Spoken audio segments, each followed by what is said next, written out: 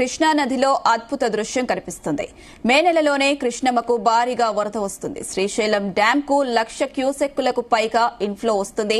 ఎగువన భారీగా వర్షాలు కురవడంతో సుంకేశ్ల డ్యాం నిండుకుండలా మారింది. సుంకేశ్ల నుంచి శ్రీశైలం జలాశయానికి 1,00,000 క్యూసెక్కుల వరద వస్తుంది.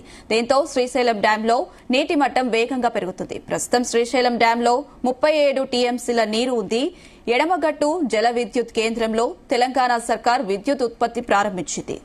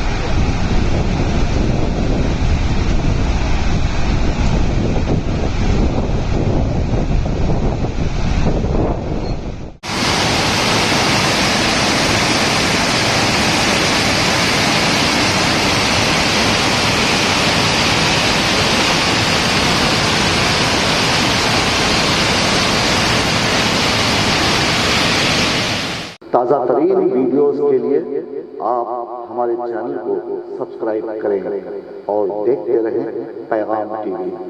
पैगाम टीवी, आवाज़ आपकी।